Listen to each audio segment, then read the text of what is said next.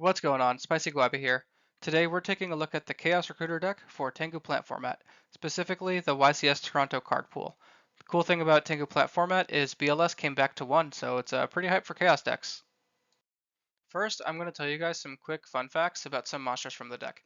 If you played back in the day, you'd remember that Chaos Orc was much cheaper than its much better, stronger alternative BLS, so sometimes people referred to it as a poor man's BLS.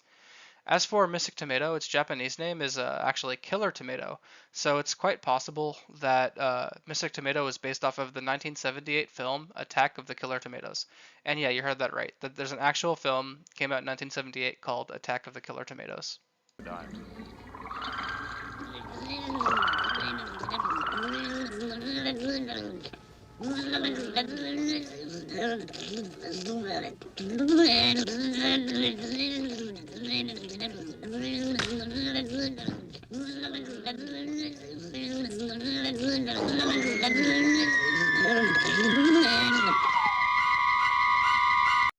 Alright, now I'm going to go over a quick overview of the deck.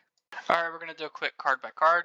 We got BLS, Dad, Gores, Chaos Orc. A lot of these are your payoff monsters, BLS, Dad, and Chaos Orc especially. Gores, it's Gores. Why not play it in a Chaos deck? It makes total sense.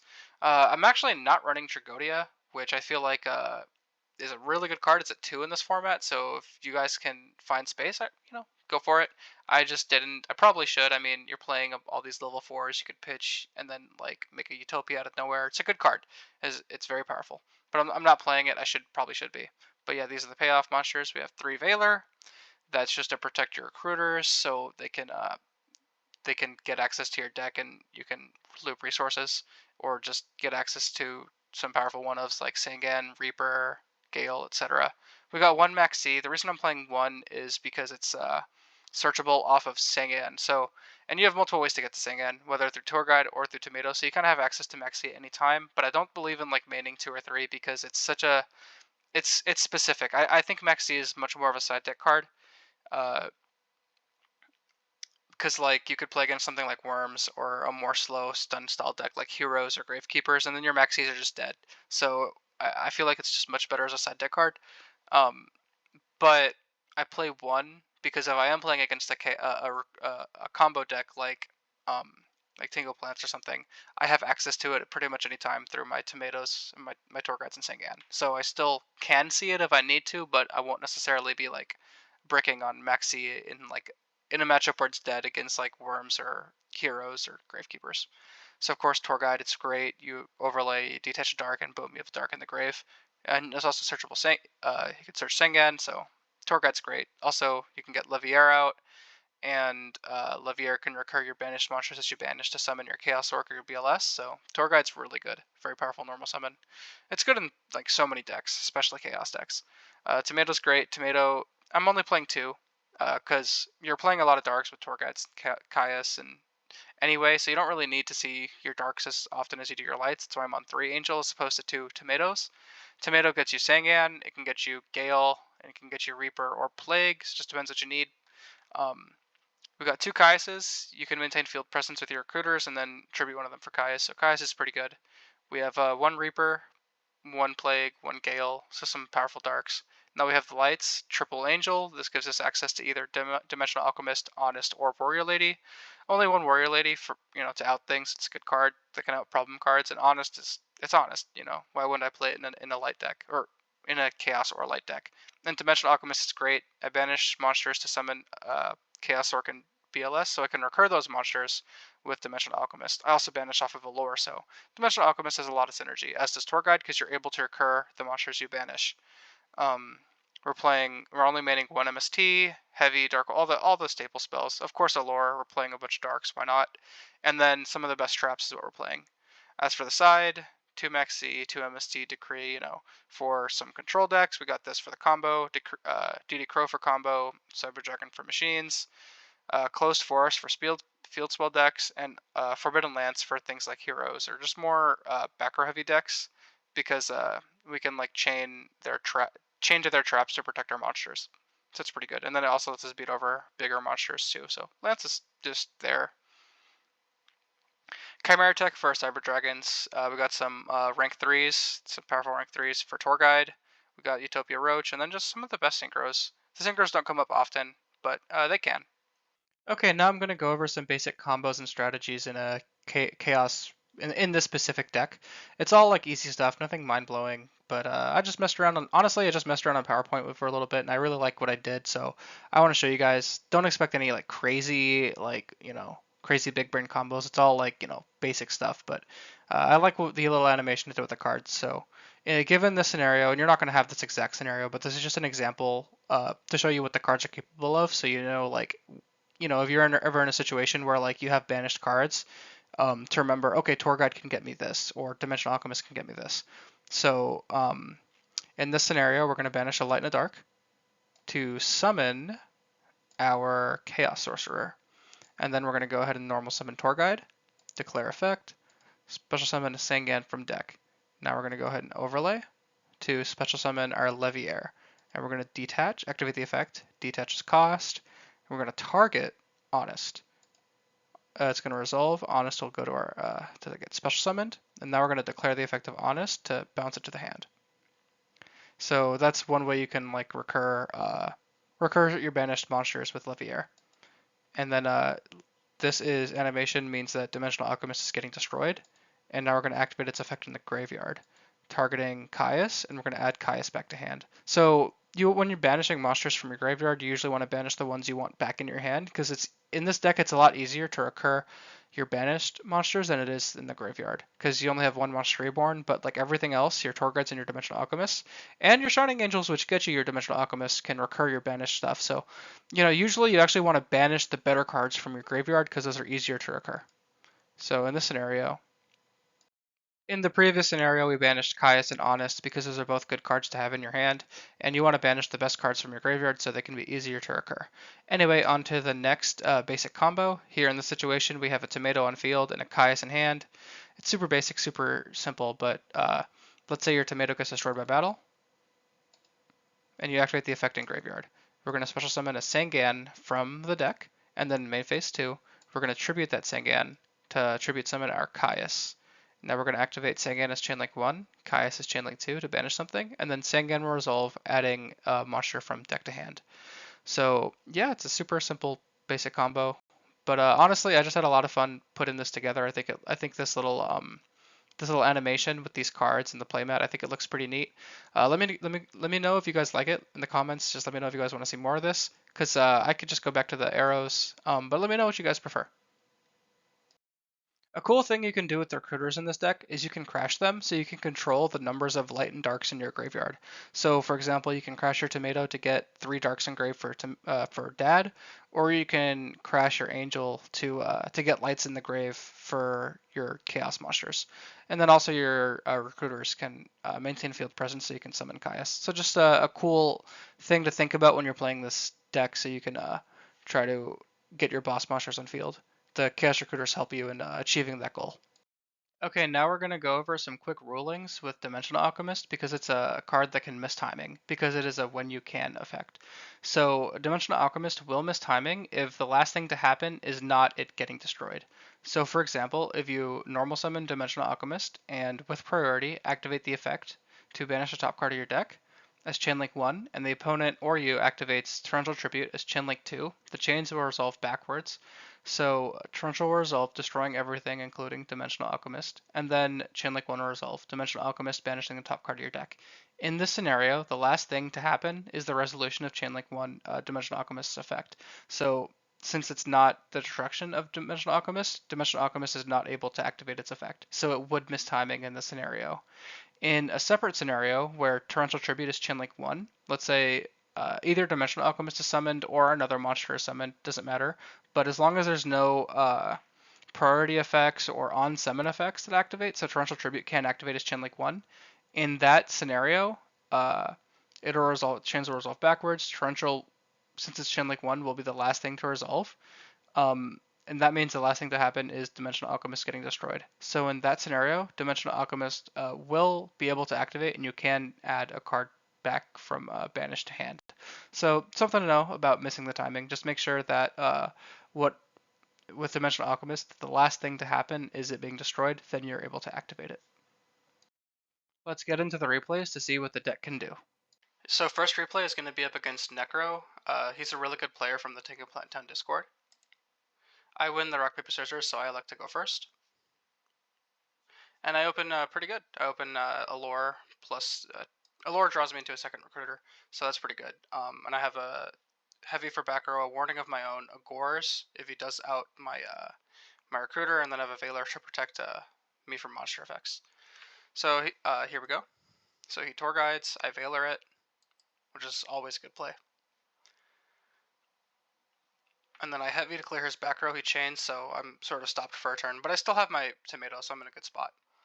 He sets a Reaper, so I have to out that, which the deck has plenty of ways to out Reaper. One of which is Gale. So I target it, it destroys it with its own effect. He clears my warning, and he goes for Zombie Master for a Utopia to clear my Gale, which obviously would threaten it. So I try to crash to get like a Sangan, so I could maybe Sangan tribute for Caius, but he negates. So here I just go for a Chaos play to out it. On his turn, he has 3 Darks and Grave, so he's able to summon Dad and clear my field. But luckily, thank God, I have Gores. So with the Gores, I'm able to come back, tribute one of the tokens, or tribute one of the bodies for Caius, and banish the Dad. What was it set? It was a heavy, so yeah, from here, I'm in a really good spot. I go ahead normal play, try to go for a synchro play, but he mech sees me, so I decide to let him have the -1. So then he normals Goblin here, gets rid of my Plague, and then Book of Life to answer that. So now he has a Utopia. Here I normal Tour Guide, and I just go for a really aggressive play, get Levier, bring back my Gale, and then have it. So now everything can just walk over it. There's not really coming back from him for here. So here we are into game 2. He goes first. He opens pretty good. I Veiler's Tour Guide. He has Warning Bottomless, Smashing to answer Recruiters, Thunder King's another powerful normal summon. So he's in a has a pretty good hand, and he plays this game really well. So here I normal Tomato, just try to run over his Tour Guide, and then I set my own warning. He summons Thunder King. I decide to save it for something a little more. What's the word I'm looking for? Aggressive, because he's on zombies, and zombies can pop off out of nowhere. So I decide to hold the warning instead of. I mean, yeah, Thunder King's oppressive, but I decide to hold the warning for like like something like Zombie Master, or, or just anything like crazy, because zombies can get pretty aggressive. So off Tomato, I decide to get Gale, which threatens his Thunder King. Here he opts to use the Smashing, which threatens his only monster. So I try to use Reborn to try to get back the Gale, but he uses the warning. Here I Tour Guide to try to out the Thunder King, but instead he bottomlesses it, so he's able to maintain field presence with his monster, which is a good play on his part. So now I'm forced to out this Thunder King. I'm forced to use my last monster, my Chaos Sorcerer, which obviously is going to negate. So we kind of go 1 for 1 here. So he played really well to answer all my aggressive pushes, and here we're in this top deck war. So neither of us really have anything we could summon. He just has 1 dark with a Dad, and then he top decks Goblin Zombie. I decide to warning that because here we're in a top deck war, and if I let that stay, he's going to get access to more zombies. I don't want him to have access to that engine. So I decide to not even let it hit the field so he doesn't get any searches, because that's just access to his engine. So here we're still in the top deck war. Neither of us really can summon anything, but I go for Thunder King here. I draw it, so that's a cool thing about this deck is like it has a lot of very powerful normal summons: Tomatoes, Thunder Kings, Tour Guides, Dimensional Alchemist, Shining Angel. Like a lot of the deck is just powerful normal summons. So, and also things that can help recur your advantage, like Levier into your banish, Dimensional Alch into your banish, or like the recruiters into your deck. So you have like ways to recur resources and stuff. So, and a lot of them are just normal summons. So that's why this deck is pretty good in the Grime game. And then you also have powerful cards too, like your powerful Chaos Monsters and stuff. And it's not hard to get the setup for that. So here he has 2 Dead Veilers, Dragodia, and a Dad. He has 2 Darks, so he just needs 1 more Dark and his Dad is live. But I have the Salt and Judgment, so he also would need to clear that. So summon another monster, put some pressure on, and I'm not really playing around like Dark Hole or Torrential, because at least this can recur some advantage. If he does out my, I don't, if he does like, because that's the thing, in this format, people are a little scared to overcommit into a field because of punishing things like, especially Dark Hole, but also like Torrential and Black Rose. So, and usually it's smart to not commit too much to the field. You want to have like some other plays, in your hand.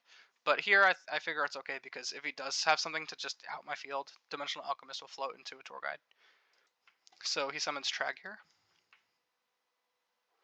And then he actually draws a torrential, so he does have a way to clear my board if I play into it, which I do. I go for Caius, which is pretty greedy. And then he torrentials me. But like I said, I wasn't really too worried about board wipes because I had the Dimensional Alchemist, which helps me recur advantage. So here we are. What did he draw here? He drew Econ Valor, so it's not great. But his Valor, he got value out of his Valors, so he's able to Valor my tour guide. So um, here I just have a small little 1,000 attack body on the field, and then he draws a Plague. I go here, and then I think he's forced to stay alive. He's forced to Econ my tour guide. Otherwise he would have died. So yeah, he reborns. I have the warning for it, and then from here I just win. It was a good game. Very well played on Nekar's part. Here's the next replay. I win rock, paper, scissors, so I like to go first. Let's take a look at the hands that we draw. So I open some powerful cards. I open Valor for the light for my Chaos Monsters, and I open Warning. So here I normal tour guide. He max sees me, so I just go for Sangan to get a search. Later on, he trades 1-for-1. He upstarts, and then yeah, maxi. I mean, like he maxied for 1, so it's basically an upstart for him. He normal tour guide, I Valor it, so he mind cons to deny me my Sangan search into Leviathan. So here I decide not to use Solemn Warning to negate the summon of Leviathan, because at this point it's just a 2500 body, and it's not really too threatening here. Gale answers it, a Chaos Monster answers it. I have plenty of answers to Leviathan, so I'd rather hold my Warning for something more threatening. So here I draw Warrior Lady. I go for BLS, which is just able to get over it, apply some pressure, 3,000 to the face. So now he has to deal with a 3,000 body that banishes monsters. So I'm applying pressure. He sets 2 and passes. He sets Mirror Force and Scapegoat. So Mirror Force is able to clear the BLS. Good thing I didn't summon anything because I was playing around, like Torrential, Mirror Force, just board wipes in general. So over here I set my my Shining Angel, which gives me access to my Light Engine, so I'm able to summon more Chaos Monsters in the future. He attacks into it with Thunder King. I flip, and here I elect to go for Honest instead of something like Dimensional Alchemist, which would allow me to recur my tour guide. I go for Honest because in my hand I have Warrior Lady, I have a Gores, which could give me a light token, and yeah, Honest is just a powerful one of. Although Dimensional Alchemist isn't a bad play, but I think Honest is the way to go. It's just really really strong to have. So here I bounce Honest back and a normal Gale to try to have it, but he has the Valor for it. So I'll have to use something else to out the Thunder King, which isn't going to be hard. I mean, I have Warrior Lady to answer it, and if that doesn't play out, I have Darks and Lights for some Chaos Monsters. So I have plenty of ways to deal with the Thunder King, not too worried about it. Still holding the warning for something more threatening. So I draw Chaos Orc, another answer to that, but Warrior Lady is able to just take care of it. He normal store guide, and here I still decide not to use the warning because, I mean, I figured he was going to go for like, I don't know, it just didn't seem like he was going to go for anything threatening. I was expecting him to go for Levier to bring back the Thunder King, but instead he just goes for Sangan and passes, which is fine because I'm able to banish a Dark and a Light, summon a Chaos Orc, and easily answer the Sangan. So yeah, I don't know. Like regardless of what he summoned, I didn't really feel too threatened by whatever he was going to go for. I decided to hold the warning. So yeah, I get a Chaos Orc out, banish the Sangan, and then I have access to my engine through Shining Angel. And then end phase he scapegoats, and I do warning that because that's going to give him time to try to answer my board. Plus, considering he's on scapegoat, he's probably on Tenguplant, and that is just a lot of. If he just summons a tuner, like let's say he normals Glow Bulb, right? I can't warning the Glow Bulb, and then he like it just I wanted to solemn warning the scapegoat because those tokens can spell a lot of trouble for me with like formula and like especially if it gets like a Tengu and like other tuners running, like it's just a problem. So I figured warning was perfectly used there. So he said Standy, I summon Dimensional Alchemist, and here I'm not really like overcommitting into a board. Let me pause this. There we go.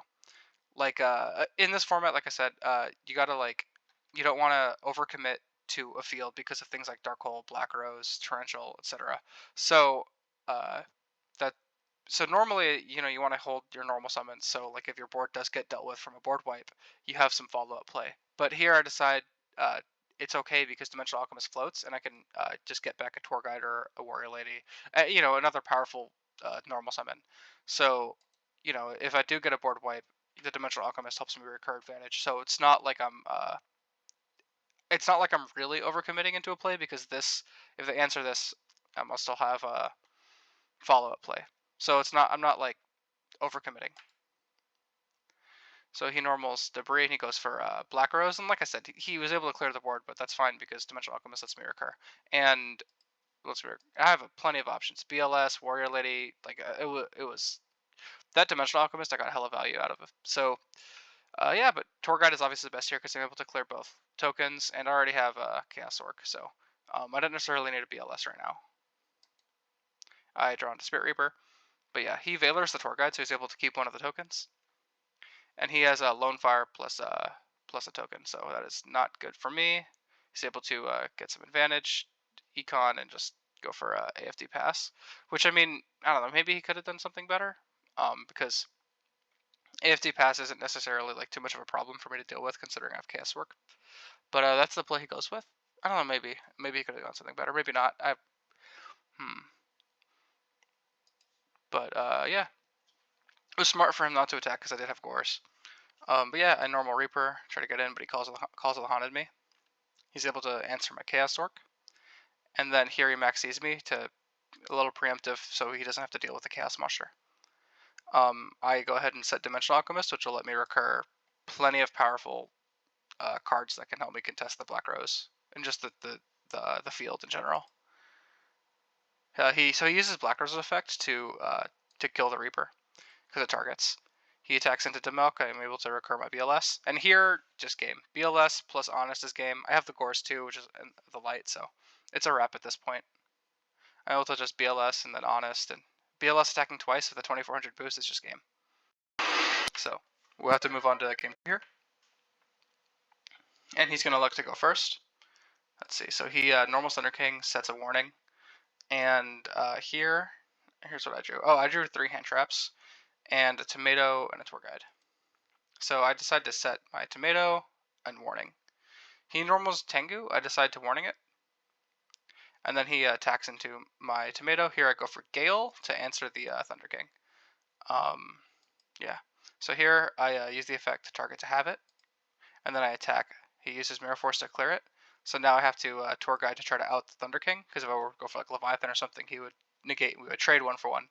But he warnings that. So now I'm in a really bad spot. I have nothing but hand traps, Akaius, so yeah, it's not a good position I'm being. I should have sided out the Valors for this matchup, considering he's on Tenguplant. I mean, Valor stops specifically Tour Guide, and I guess a few other things, like maybe Brionic if he goes for that. But I feel like Crow and Maxi are a lot more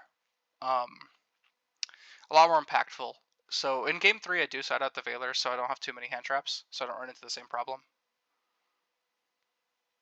And he summons Tengu here. So I Demelk, I banish Warrior Lady from the top. So here I should have attacked over Thunder King because I forgot that Thunder King was halved. So Dimensional Alchemist at 1800 would have definitely been able to run it over. But I misplayed because I totally forgot that it was halved. So here we go. He normal summons another Thunder King and he's able to clear me. I'm only able to recur this Warrior Lady, which obviously isn't able to contest this whole thing. It's great for 1 for 1 trades, but yeah. And here reminds me that it's half permanently, and I'm like, oh yeah. So he makes. There's no coming back from that point. So here we go to game 3. I elect to go first, and I normal Tour Guide. He Valors me, and I pass. So here's his hand. I think here he goes for Lone Fire into Dandy, and he sets both back row to play around heavy because he has the Judgment. So not play around heavy, but like. Judgment at least answers heavy, which isn't a bad play because, if I open 2 traps and one of them solemn, I'm like, fuck yeah, I might as well, have as much interruption as possible, and you don't necessarily lose to heavy. So he's not like overcommitting because he has an answer for heavy. But I mean, on the flip, he's starting out the duel with 4,000 life points because I do have the heavy. So that's what happens. And then, oh yeah, Dueling Book was very bad today, so there's a lot of disconnecting and reconnecting going on with this match. You'll see that. But yeah, I attribute the Tour Guide for Caius to banish the Dandy. It works out, which is great because now he's not able to banish it for Spore later on, or like revive it with Debris Dragon. But yeah, I attack. He mirror forces me, but I still think I did the right play. I needed to get rid of that dandy. And yeah, here I have 2 darks. I have a light for later, so I'm in a good spot. Judgment, Tomato, Angel, BLS, good spot here. He normals Tour Guide. I don't have an answer to it, but he's just gonna uh, attack directly, play around Gores instead of going for like a overlaying, which I guess makes sense because Sangan gives him access to his entire deck.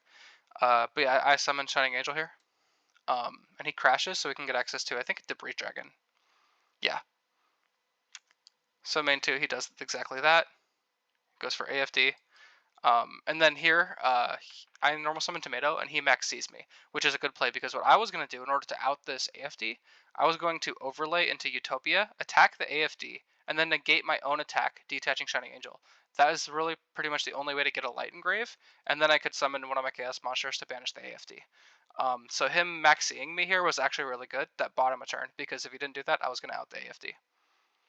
So what I do here is I just pass, and he goes to make it 8. Bulb revives, and he's able to pop Clear My Recruiter. Obviously, the Tomato, he doesn't want to give me a light for Chaos. And he sets a Torrential. So here I'm Minecon, and Minecon goes hard against Scrap Dragon in almost any scenario on Pop itself, and the Torrential, that's basically a free +1 in card advantage. And here I am, 5 to his 1 after this, so there's not really any coming back from him at this point. So he Tour Guides, he makes Leviair, he walls up with Dandy, and then here I Reborn Scrap. I'm able to pretty much clear the whole thing. I have BLS, so at this point I win. So here he offered a rematch. I accept it, and let's see how the next match plays out. Let's see, who won the die roll?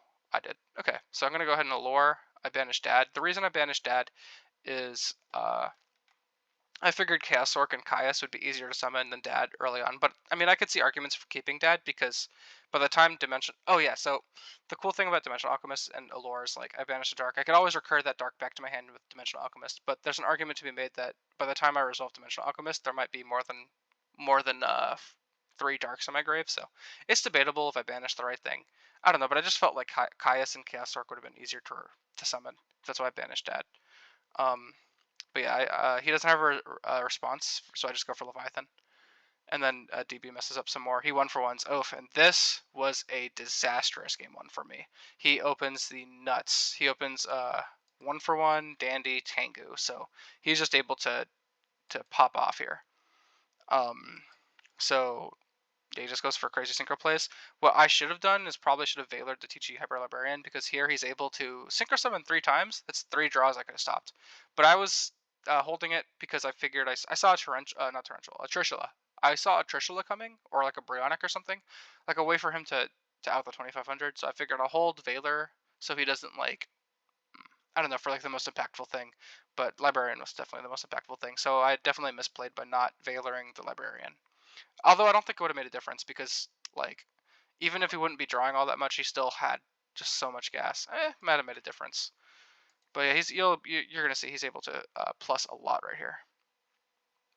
Because that's the thing about like when he Librarians and then the first summon he does his formula, it feels so bad to Veilor the Librarian because he's still getting a draw off a formula. So that's why I was like, let me hold it for like, you know, like Bryonic or something. But he's still able to like he's got that Spore in there, and he's able to discard the Spore for Brio. Although you could make an argument that I didn't know he had Spore in his hand, so you could make an argument, but that holding for like Bryonic was right. Because at this point, you know, there's no guarantee that he could have kept going. But I don't know. Yeah, so I decide to Veilor the Bryonic, but he's still able to pop off. And he's able to make Scrap Dragon. But he also could have made Trishula, which would have been better, because that Spore was a level 4 because he banished a 3.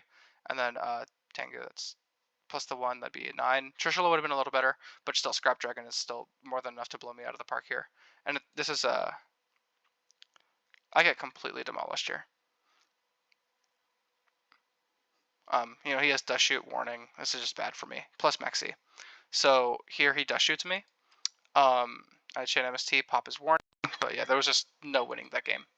Even if I did play it correctly, I don't think I would have won that game. Maybe, but yeah, here we go. I go first. I set Shining Angel.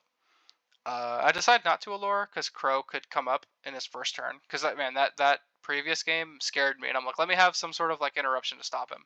So I didn't decide to be greedy in a lore. I decided to hold Crow just in case. And plus, Shining Angel gives me access to Dimensional Alchemist, and then Dimensional Alchemist. If I lore in a future turn, I can get that Crow back. So if I resolve Shining Angel and get a Dimensional Alchemist, so here we go. He attacks into my Angel with Tengu, and Angel gets me Dimensional Alchemist.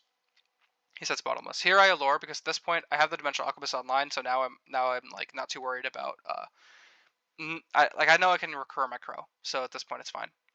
So I Minecon to deny him the Tengu, and I go for Utopia, but he bottomlesses it, which is fine, because I'm able to summon my second Dimensional Alchemist, and now I can still get my Crow back. He Foolishes for Dandy, and I have Torrential. So here's the interesting play here. I had to look this up to be sure, because I know Dimensional Alchemist is a when you can effect. So Dimensional Alchemist is like Dupe Frog; it can miss timing if the thing that triggers the when you can uh, is not the last thing that happened.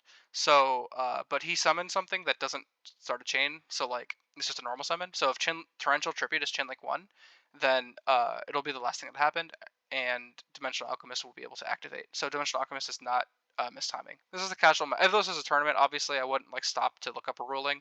But this is a casual match, so I took it as a learning experience. So I decided to look up the ruling really quick because I know Dimensional Alchemist can miss timing at times, and I wasn't too sure about how missing the timing works. I had some general idea, but yeah, I was a little confused. So I looked it up just to be sure. And yeah, Dimensional Alchemist does not miss timing here. It's able to activate. So this is 100% the optimal play because he's about to go into Formula and he could have had a 1-for-1 or something in his hand for all I knew. So honestly, like Trenchaling here before he uh, got more advantage was just the optimal play in my opinion. So I torrential, and I'm able to activate Crow, activate Dimensional Alchemist, recur my Crow. So if he does try to revive the bulb, I have an answer to it. So I feel like that torrential was fairly well timed. Yeah, and he sets a book and passes. On my turn, I summon Shining Angel, go for a direct attack. And then he summons Tour Guide. I don't really have an answer for it. He makes Leviathan. And I honest to clear it. I didn't have to honest there, but I just felt like, it was a free way to answer that. Yeah, I didn't really have any darks in grave yet either. And I guess I could preemptively crow it, but preemptively crow the bulb and then have a dark and light. But I don't know. I feel like instead of preemptively crowing it, I wanted to hold crow for something that's a little more like, I guess, reactive, right? Like if he has avarice or something, or if he does have a play with bulb, I can interrupt it instead of like just doing it preemptively. I wanted to save it as a piece of interruption, so that's why I honested at that, because my other play would have to would involve me preemptively using my crow, and I wanted to keep it as a piece of interruption. So I go directly for 14, and I pass. He bulbs me. I'm like, I didn't know what he was doing. I figured maybe he had Caius, and if he had Caius, he'd be able to banish my Shining Angel. So I did crow the bulb. Yeah, to play around Caius specifically. But yeah, here he normals Debris Dragon, uh, and he's able to revive Dandy. And he goes for AFD, gets the 2 tokens. He's able to summon. He doesn't get a battle phase, but he does Trish me here. So at this point, it's very hard for me to come back. But I do have Gale, so actually, I mean, I have a Dark and Chaos Monsters, so we'll see how it plays out. So it's at 1350, just enough to get over my Gale. I have MST can clear his back row. He books a set, which is bad. I don't know the rulings for sure, but I'm pretty sure that resets it. I have to look that up later. Yeah. So he sets Torrential. I Chaos Orc, banish. And then he normals Veiler, Mind Cons to take me, and just attack for. Oh yeah, that's game. That's 53, and he's able to kill me here. It was a good game, well played, and yeah, that was both matches. He won one, I won one. Well played from my opponent.